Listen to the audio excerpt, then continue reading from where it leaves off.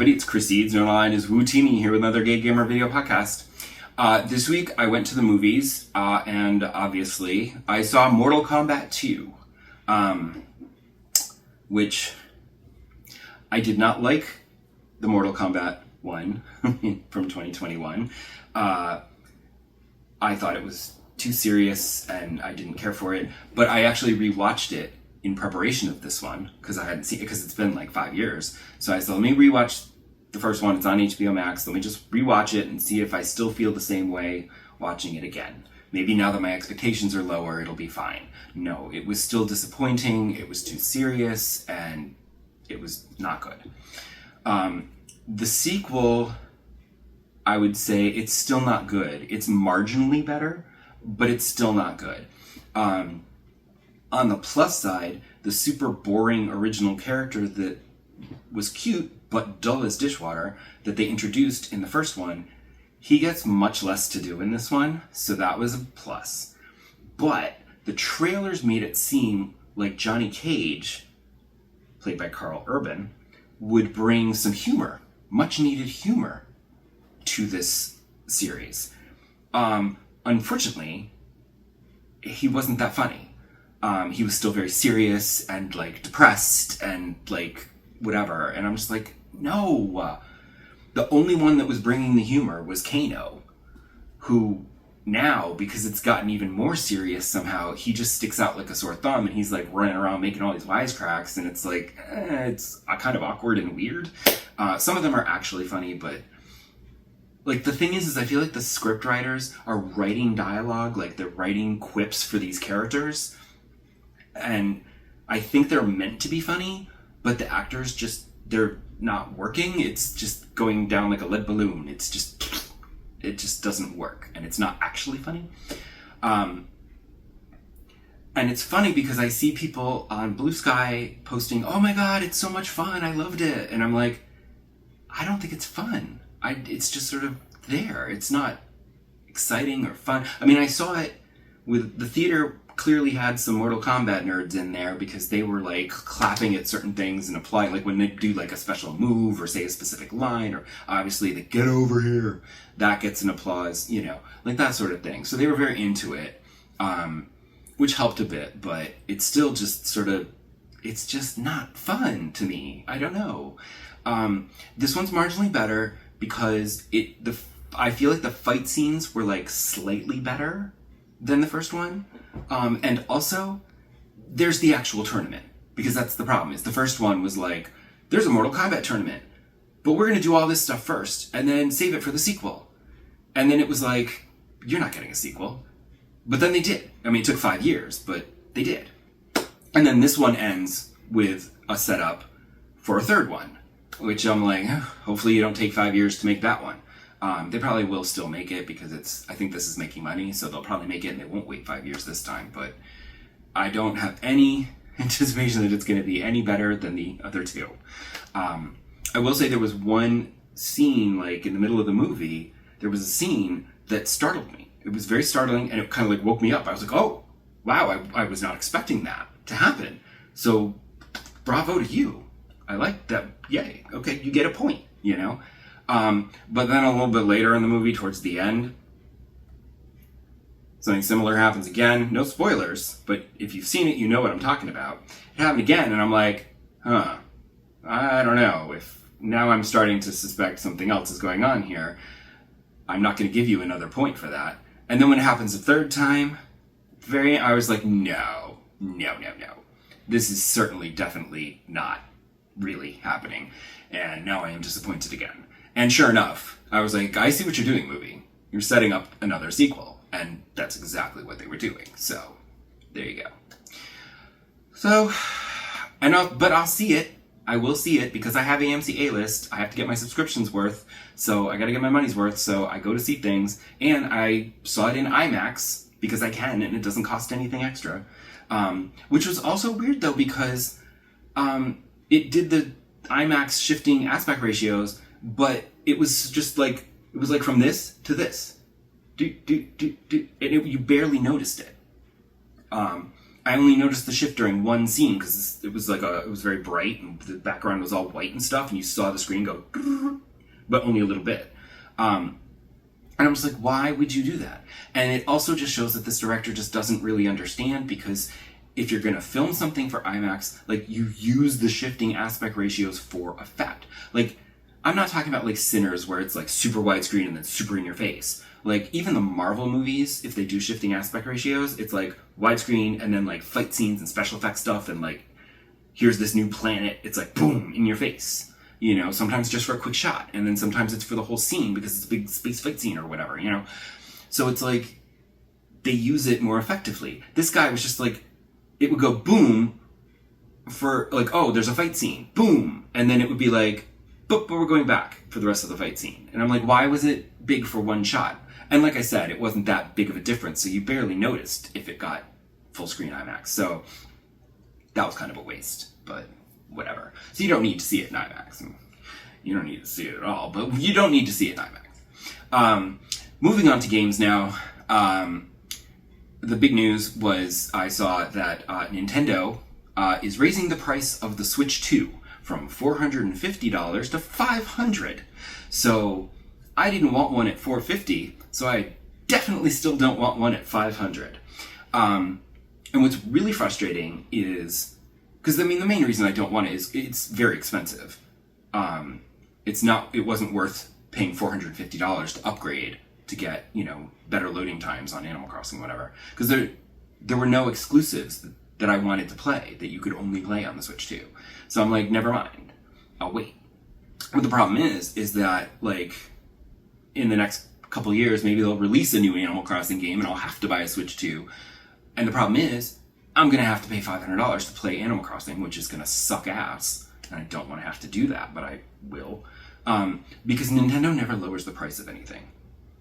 Like, at best, if, like, we can get an actual person who knows how to run a country, and we can get rid of those tariffs and things start to lower in price, they might go back down to the $450 price. But I'm not optimistic. Because I remember when the first Switch came out, or when the Switch 2 came out, I was curious, and I said, what are they getting for the Switch now? And they were still charging $300 for it. In fact, I just went on Best Buy because I was like, I think it was $300, let me see. And I went on Best Buy to see what they're charging for the Switch now that the Switch 2 has been out for a while. And they're actually charging, on Best Buy, it was like $339. And I'm like, what? And that's not even the OLED one, which is even more expensive. I'm just like, what? How is it not even $300 anymore? It's gone up. So that's ridiculous. But, like, if I have to spend $500 plus $60 to play Animal Crossing, like, I can't even be like, oh, well, now I'll play that, you know, Donkey Kong game, because the Donkey Kong game will still be $60. Or maybe, if you're lucky, it'll lower to $50. But, like, Nintendo just doesn't do the sales like Microsoft and Sony do. And it's really frustrating. Because, like, I was able to get an Xbox Series S and Starfield for $300, because they were both on sale. You know, and I go into the PlayStation Store, and you can get, like, AAA games that have been out for a while, and suddenly, instead of paying $60, you can pay $30 or $20, even $10, you know? And it's great. But Nintendo just doesn't do that. They never get that cheap. You might get like $10 at best off the game. And there's a bunch of games on the Switch that I would totally play if they didn't still cost $50. I don't want to pay $50 for it. So, that's frustrating. And then, as for what I'm playing, I just played the usual stuff. I finished the Disney Dreamlight Valley Star Path. And then I've also, but of course it's not done because there's still weeks left, so you still have to wait for the new, every Wednesday when the new routine duties drop, and then you have to do those 3. And sometimes you can do them like that, and sometimes 1 or 2 will be like a little time consuming, but they're still not a big deal. So it just drags it out a little. There's also this floating spring festival island thing where you go to the floating island and you solve puzzles to get rewards, and the rewards are kind of crap. I mean, what am I going to do with, like, an apron dress? You know? Like, come on. And it's one of the, every time I see something like this, I'm like, come on, Disney. Or Game Loft, I should say. I've complained about this in the past, that the stuff in Disney, a lot of the wardrobe is for girls. And I understand that it's mostly girls who are playing Disney Dreamlight Valley. But there are boys who do play it. And we would like some more wardrobe options than ourselves. Thank you. But the problem is like, especially for something like this, which is like a festival that everyone is going to be playing and getting rewards for, I feel like you should really design it so that the reward is an apron dress and an apron jumpsuit. Like, either make something that's unisex that'll work for both, or you make a girl version and a boy version. It's just polite, you know? So I wish they would do that, but they're not. So that's sort of annoying. I also do need to, I did start yesterday, I was like, you know what, I should probably get back to working on my Pocahontas friendship level and stuff, and I'll do that. But I've been actually spending a lot of time in Infinity Nikki because I've been doing the main story quest in this new update, and I got to a point where I thought that it was the boss battle, but when it finished, they're like, now go over here and do this. And I'm like, okay, and I went over there and do this, and then like, that became a whole big thing. And then that led to an actual boss battle. I'm like, okay, this is more like a real boss battle, fighting an actual monster who looked like a fucking My Pretty Pony. So it was weird. But I fought it, beat it, and I thought, okay, now we're done. And it's like, no, now go over there. And I'm like, no, I'm going to take a break for a second and do some side things. Because I don't know if when you get there, if there's going to be a whole new quest in that area, or if it's leading you to this area and then it'll say, okay, now come back in the next update and we'll let you go in here. You know, like you can't go do that part until the next update in like, 2 or 3 months. But I did a bunch of side stuff because there's a whole bunch of new activities and side quests and things. And there's like a lovely meditation game. Except if you do the tutorial, it freezes up your game. It won't let you out of the tutorial to actually do it, which is super annoying. But there's also this, like, you can do this thing where you can, like, guide souls to the hereafter, and it's these little blobby things that you have to, like, platform across all these platforms and get them to the end, and then, ta-da! Except the platforming, you don't just jump with a button. You have to hold the button, and then it creates an arc, and then you have to guide where they're going to land. You know, like in a game when you're throwing a projectile, like a grenade or something, and it shows you the arc of where it's going to go, and you go do, and you get it right there. It's so awkward, and I miss so often because it's just stupid, and especially if they're moving, you're fucked. But like trying to move the guy, he has to be facing forward, because if he's facing a little to the side, you can't get it to go that far over and whatever. It's really irritating, and it's a blob, so you can't really tell which way it's facing. That sucked. But I was able to do enough of the like side things that I got the free outfit for doing a bunch of side things. Except it's not like the other free outfits where you just get it. This is, you have to craft it. So I'm like, oh, I don't have the ingredients right now to craft it. So I'm like, I don't like it that much. Maybe I'll craft it one day. Or whatever. But I also actually played quite a bit of Ghost of Yotei this week. I did not touch Where Winds Meet all week, because I said, let me get back into Ghost of Yotei, and I got back into it, and it just reminded me of how good the story is. Because, like, I do like exploring and open worlds and exploring things and checking things out and whatever, which is why I love just running around in Nikki doing random things. But there's also, like, stuff like Yotei where it's, like, a story with, like, interesting characters and a compelling storyline and good performances, and like it just draws you in. And I just got sucked right back into it. And it helped that I had finished a bunch of the side things, and I was like, well, I guess I'll just do the next story mission, which was a face-off with Lord Saito, but, obviously it's too soon. It's not time for you to kill Lord Saito, so this, it's just a brief battle that gets interrupted and whatever. But it drew me back into the story, and I followed through on that, and that opened up, finishing that led to this other thing, which then led to opening up the Oshima Coast, which is like, I think the last area to unlock in the game. I don't know.